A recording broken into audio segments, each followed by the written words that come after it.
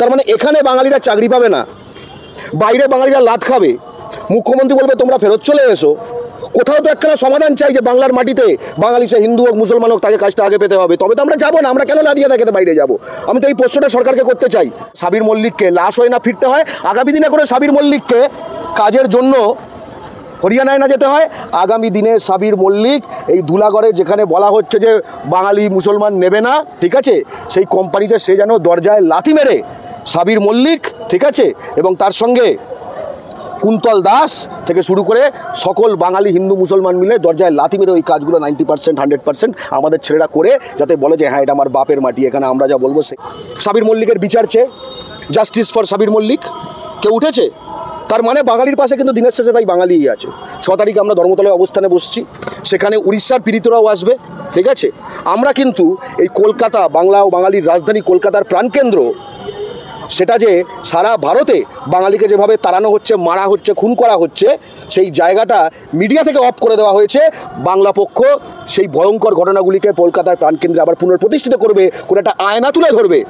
বাঙালিরা, আমরা বাংলা পক্ষ, আমরা সেইখানে মঞ্চে থাকবো, খুব স্পষ্ট কথা আমাদের যে ধর্ণা হবে, এবং সেখানে সকলকে বলবো এসো, সকলকে বলবো এসো, জানো বাঙালি কিভাবে নিপীড়িত হচ্ছে। কারণ এই কথা কোনো চ্যানেল বলবে না, প্রতিটি ইউটিউব চ্যানেল যারা রয়েছে বাংলায় আজকে যারা রয়েছে, এবং এর মাধ্যমে আজকে অন্যরা যারা জানবে, তারা বলবো সকলে এসো। কারণ আজকে বাঙালির কোনো চ্যানেল নেই, প্রতিটি বাঙালিকে চ্যানেল হয়ে উঠতে হবে, প্রতিটি বাঙালিকে মিডিয়া হয়ে উঠতে হবে। কারণ মিডিয়া বাংলা ও বাঙালির শত্রুতে পরিণত হয়েছে। আমি চ্যানেল মিডিয়ার কথা বলছি।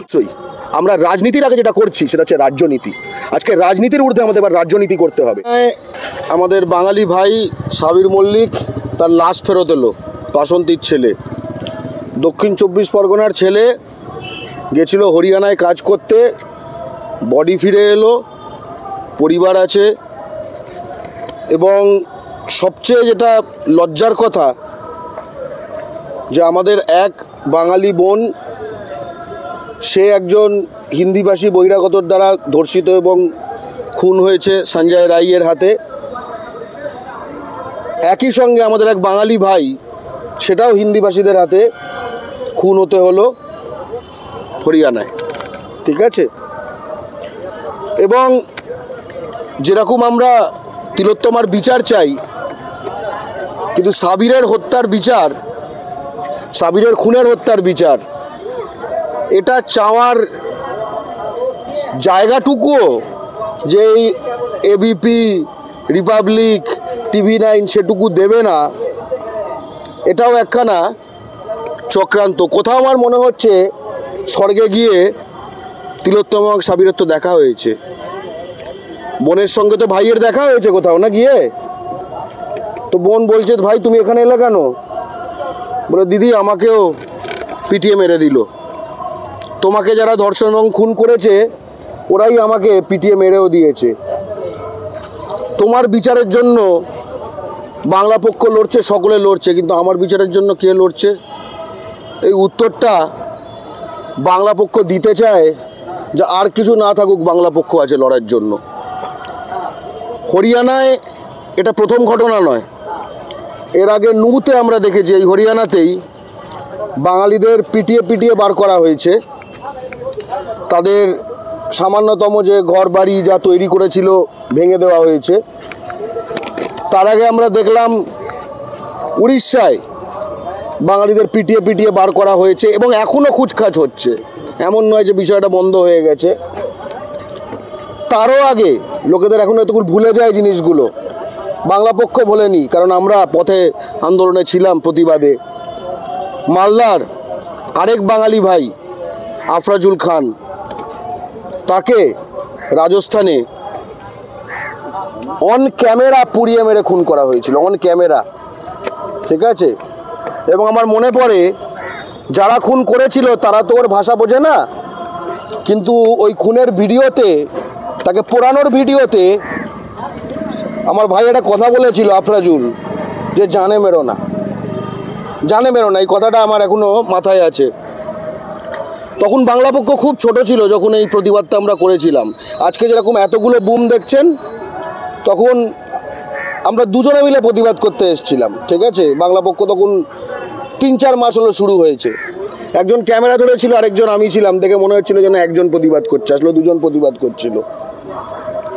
আমি একটা কথাই বলতে চাই, এর শেষটা কোথায়? একটা জিনিস কমন লক্ষ্য করে দেখবেন যে হরিয়ানায়, রাজস্থানে, উড়িষ্যায় যে যে জায়গায় বাঙালিদের পেটানো হচ্ছে, ঠিক আছে, মারা হচ্ছে, খুন করা হচ্ছে, একটা জিনিস কমন, সেখানে বিজেপি সরকার, সেখানে বিজেপি সরকার। এমনকি কর্ণাটকেও যখন বাঙালিদের তাড়ানো হলো, এনআরসি ওই সব বলে বাংলাদেশি কেস দেওয়া হলো, ফরেনার করে জেলে ঢুকিয়ে দেওয়া হলো, ঠিক আছে, আমার মনে পড়ে পলাশ অধিকারীকে, তখনও সেখানে বিজেপি সরকার, যেই কংগ্রেস এলো জামিন পেল। তার মানে সারা ভারত জুড়ে বাঙালির বিরুদ্ধে একখানা ষড়যন্ত্র শুরু করেছে বিজেপি। আমি একটা কথাই বলছি, সামলাতে পারবে তো? মোগল পারেনি, ব্রিটিশ পারেনি বাঙালিকে দাবিয়ে রাখতে। একবার যখন পাল্টা বাঙালি কিছু করতে শুরু করেছে না, কেউ সামলাতে পারেনি। এরা সামলাতে পারবে তো? এরা সামলাতে পারবে তো?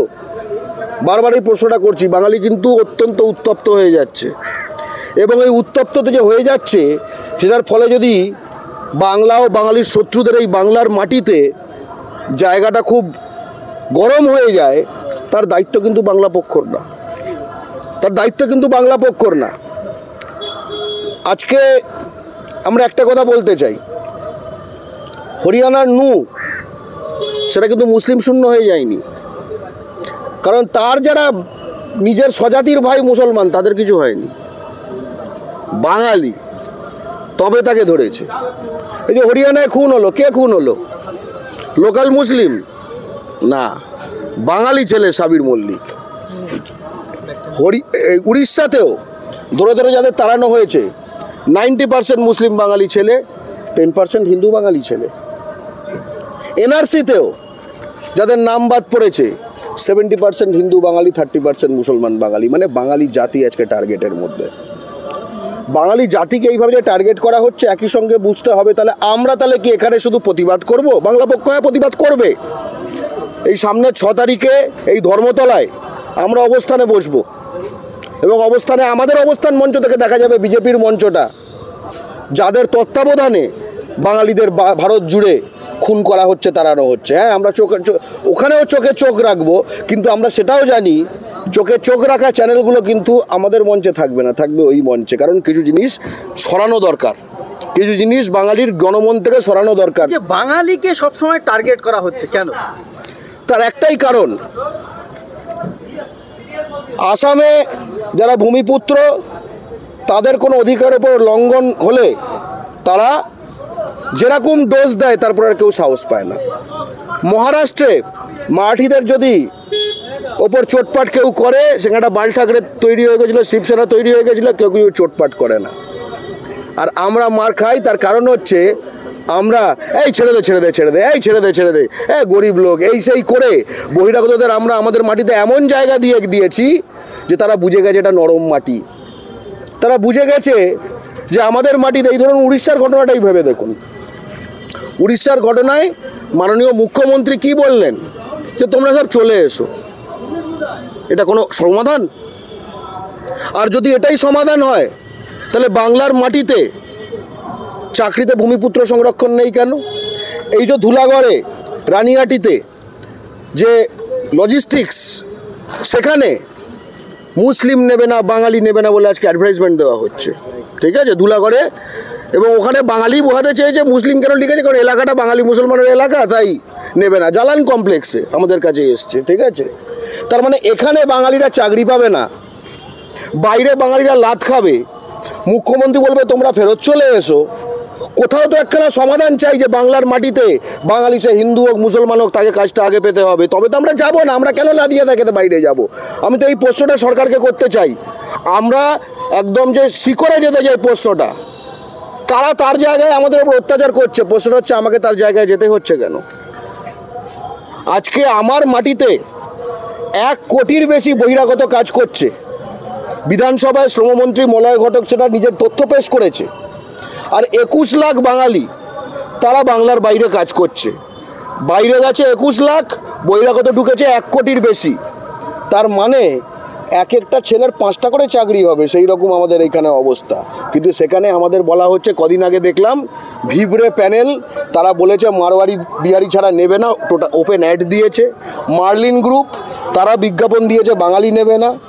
জালান কমপ্লেক্সে লজিস্টিক্সে বিজ্ঞাপন দিয়েছে মুসলিম নেবে না। মুসলিম নেবে না মানে মাথায় রেখো, রানিয়াটিতে যখন বলছে তার মানে মুসলমান বাঙালি নেবে না।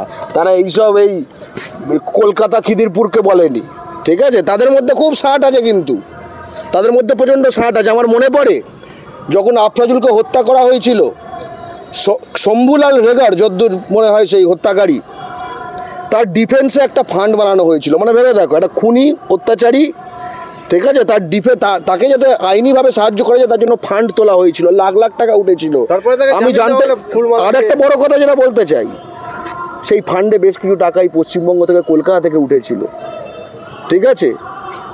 আমি শিওর আমরা যেখানে দাঁড়িয়ে আছি, এই ধর্মতলা, বড়বাজার, ঠিক আছে, এইসব জায়গা থেকেই উঠেছে টাকাগুলো।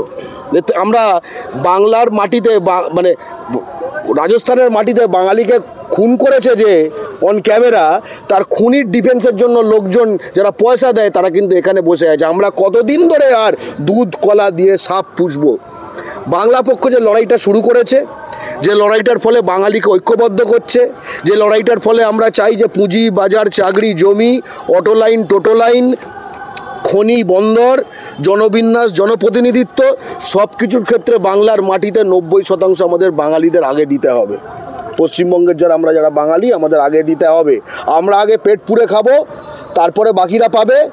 আমাদের বাংলায় কাজ আছে, কিন্তু বাঙালির কাজ নেই। যেহেতু বাঙালির কাজ নেই, সে বলে বাংলায় কাজ নেই, বাইরে গিয়ে লাথি চাটা খায়। আর আগে সিপিএমকে গালাগাল দিত, এখন তৃণমূলকে গালাগাল দেয়। কিন্তু এটা কোনো সমাধান নয়। বাংলা পক্ষ সমাধানের রাজনীতি করছে। এবং হ্যাঁ, অবশ্যই আমরা রাজনীতির আগে যেটা করছি সেটা হচ্ছে রাজ্যনীতি। আজকে রাজনীতির ঊর্ধ্বে আমাদের এবার রাজ্যনীতি করতে হবে। আমি একটা কথা বলছি, সামিরুল ইসলাম যে পরিযায়ী বোর্ডের যে ইনচার্জ রয়েছে, সে ফেরত আনছে লোকেদের, কিন্তু খুনের কেসটা সমাধান হবে? আজকে পাওয়া যাবে হরিয়ানাতে, আমাদের এখানে যেরকম আমরা নেমে পড়েছি, হরিয়ানায় কেউ নেমে পড়েছে সাবির মল্লিকের বিচার চেয়ে? জাস্টিস ফর সাবির মল্লিক কেউ উঠেছে? তার মানে বাঙালির পাশে কিন্তু দিনের শেষে ভাই বাঙালিই আছে। 6 তারিখে আমরা ধর্মতলায় অবস্থানে বসছি, সেখানে উড়িষ্যার পীড়িতরাও আসবে, ঠিক আছে? আমরা কিন্তু এই কলকাতা, বাংলা ও বাঙালির রাজধানী কলকাতার প্রাণকেন্দ্র, সেটা যে সারা ভারতে বাঙালিকে যেভাবে তাড়ানো হচ্ছে, মারা হচ্ছে, খুন করা হচ্ছে, সেই জায়গাটা মিডিয়া থেকে অফ করে দেওয়া হয়েছে। বাংলা পক্ষ সেই ভয়ঙ্কর ঘটনাগুলিকে কলকাতার প্রাণকেন্দ্রে আবার পুনঃপ্রতিষ্ঠিত করবে, করে একটা আয়না তুলে ধরবে এই সমাজের কাছে যে দেখুন, বহুদিন অনেক বিশ্বমানবতা করেছেন, বহুদিন সন্দীপ ঘোষের মতো সেই ধরনের 2 নম্বরই লোক পোষা হয়েছে, যার বডিগার্ড দেশওয়ালি, যে টেন্ডার দেয় যে ক্যান্টিনের সেটা দেশওয়ালি, তার যে জায়গায় যে সিভিক হয়েছে দালাল হয়ে ঢুকে যায় তারা দেশওয়ালি। এবার আসল বাঙালিরা, আমরা বাংলা পক্ষ, আমরা সেইখানে মঞ্চে থাকবো। খুব স্পষ্ট কথা, আমাদের যে ধর্ণা হবে, এবং সেখানে সকলকে বলবো এসো, সকলকে বলবো এসো, জানো বাঙালি কিভাবে নিপীড়িত হচ্ছে। কারণ এই কথা কোনো চ্যানেল বলবে না, প্রতিটি ইউটিউব চ্যানেল যারা রয়েছে বাংলায় আজকে, যারা রয়েছে এবং এর মাধ্যমে আজকে অন্যরা যারা জানবে, তারা বলবো সকলে এসো। কারণ আজকে বাঙালির কোনো চ্যানেল নেই, প্রতিটি বাঙালিকে চ্যানেল হয়ে উঠতে হবে, প্রতিটি বাঙালিকে মিডিয়া হয়ে উঠতে হবে। কারণ মিডিয়া বাংলা ও বাঙালির শত্রুতে পরিণত হয়েছে। আমি চ্যানেল মিডিয়ার কথা বলছি। বাঙালি কি দেশের বোঝা? বারবার বিভিন্ন রাজ্যে আক্রান্ত হচ্ছে। আমি বরং উল্টো কথা বলবো, কদিন আগে মুখ্যমন্ত্রী বলেছে 3-4টে রাজ্যর বোঝা আমাদের বইতে হচ্ছে 3-4টে রাজ্য, আমি নামগুলো করে দিই, ইউপি, বিহার, ঝাড়খণ্ড, উড়িষ্যা, সিকিম, ঠিক আছে?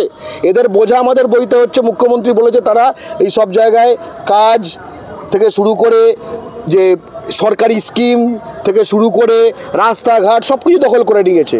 এটা অন্য জায়গায় বাঙালি করার সাহস পাবে কখন? অর্থাৎ আমি অন্য রাজ্যে আমি বাঙালি বলে মার খাবো, বাঙালি বলে খুন হব, অন্য রাজ্য থেকে আমার লাশ আসবে, আর আমার মাটিতেও আমি ওদের হাতেই আমার বোন লাশ হবে। আজকে আমরা কি ভয়ঙ্কর জায়গায় বাস করছি। আমরা কি এই কারণে বাঙালি রক্ত দিয়ে ভারত স্বাধীন করেছে? এক্ষুনি বলা হলো না বাঙালি ভারতের বোঝা, বরং আমি বলবো বাকি ভারত ছিল বাংলার বোঝা। আমাদের স্বাধীনতা সংগ্রামীরা স্বাধীন করেছে, ওনারা তো ব্যবসা করেছে তখন ব্যবসা করেছে, আমাদের পূর্বপুরুষরা স্বাধীন করেছে। এবং এই বোঝা যে আসলে এই যে 3-4টে রাজ্য যে আমাদের বোঝা হয়ে গেছে, এগুলো আর বোঝা নেই, এগুলো কিন্তু পেটে না, এখন ছুরিতে পরিণত হয়েছে। এইবার কিন্তু এই বোঝা বলো আর ছুরি বলো, এদের কিন্তু পেট থেকে বার করতে হবে এবং বলতে হবে যাই ভাই ঠিক আছে, চিরাগ পাসওয়ান বলেছে বিহার ফর বিহারি, কোনো সমস্যা নেই। স্টালিন বলছে তামিলনাড়ু তামিলদের জন্য, কোনো সমস্যা নেই।